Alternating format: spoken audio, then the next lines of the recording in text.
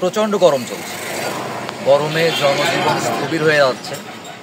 এমন সময় আমরা আমাদের সন্তানদের পুকুরে নদীতে গোসল করতে, অবাধ পানির সাথে ব্যবহার করতে সুযোগ দিচ্ছি। এতে গাইবান্ধা জেলায় প্রচুর দুর্ঘটনা ঘটছে।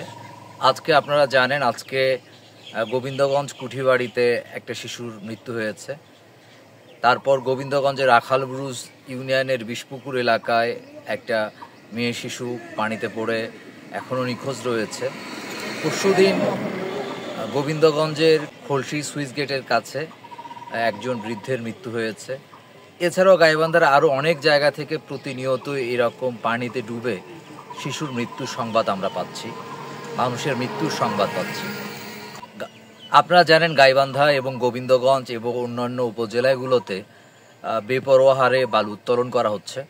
বালু উত্তোলন হওয়ার ফলে নদীতে গর্তের সৃষ্টি হচ্ছে, চোরাগুপ্ত গর্ত।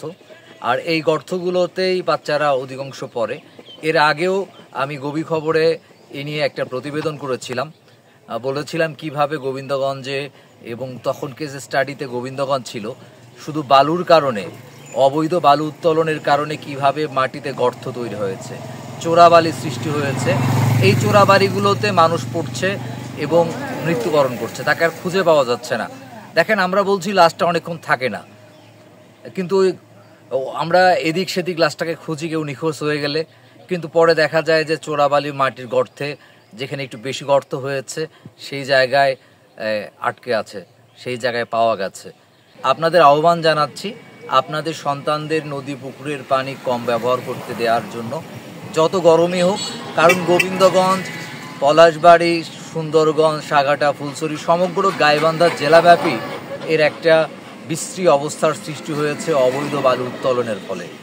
অবৈধ বালু উত্তোলনের ফলে পুকুর থেকে শুরু করে নদীতে চোরাগুপ্তা গর্তের সৃষ্টি হয়েছে, এখানে বালুর চর সৃষ্টি হয়েছে, একটা বালিকাময় পরিবেশ তৈরি হয়েছে, যেখানে একটা গর্তের মতন হয়, হুট করে এক জায়গার বালি আর এক জায়গায় সরে যাচ্ছে।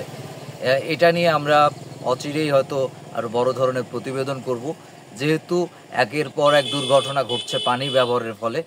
আপনাদের আহ্বান জানাচ্ছি, আপনাদের সন্তানদের এবং যারা কম সাঁতার জানে তাদেরকে নদীতে বা পুকুরে গোসল করা থেকে বিরত থাকবেন। সবার মঙ্গল কামনা করছি।